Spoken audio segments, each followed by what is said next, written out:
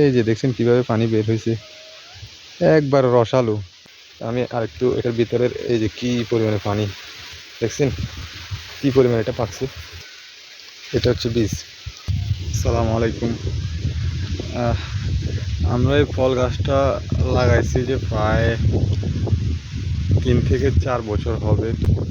তো এটা একবারে ছোট লাগাইছিলাম, আস্তে আস্তে কয়েক বছর অনেক বড় হয়েছে। তো ইতিমধ্যে এটা ফলও দিছে, এত বেশি না, কয়েকটা, হাতে গোনা কয়েকটা। ওই দিন একটা এখান দিয়ে ছিল, তো আমার আম্মা নিয়ে গেছে পেরে, আমরা খাইছিলাম। এটা অত্যন্ত মিষ্টি হয় এই ফলগুলা।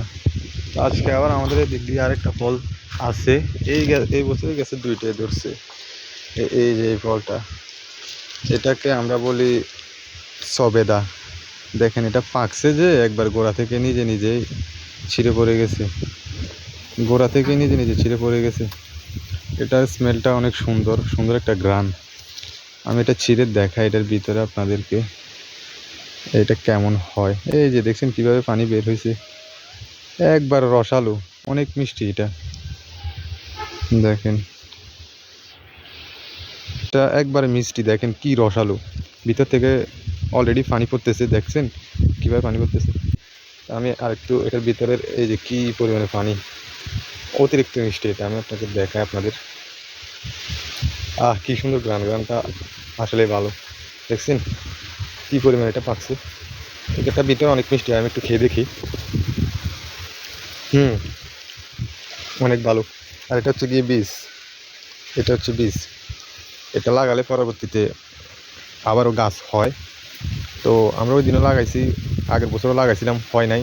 তো এবার একটু পরিচর্যা ভালোভাবে করে লাগাবো আর কি, দেখা যাক। চারদিকে আজকে আবার প্রচণ্ড বাতাস, ধানগুলো পেকে গেছে সবার, কয়েকদিনের মধ্যে কাটা লাগবে। তো এই ফলটা আমি প্রথমে যখন খেয়েছিলাম তখন আমার কাছে অতিরিক্ত মিষ্টির কারণে তেমন একটা ভালো লাগে নাই। তো এখন খেতে খেতে অভ্যাস হয়ে গেছে, এখন খেতে ভালো লাগে।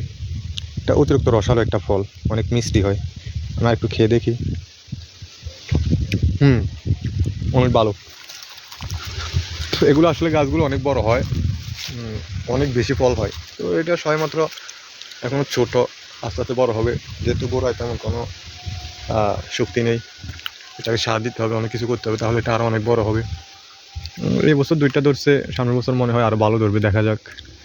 তো আপনাদের এলাকায় এই ফলটাকে কী ফল বলা হয়, আর এই ফল আপনারা কখনো খেয়েছেন কিনা অবশ্যই কমেন্ট করে জানাবেন।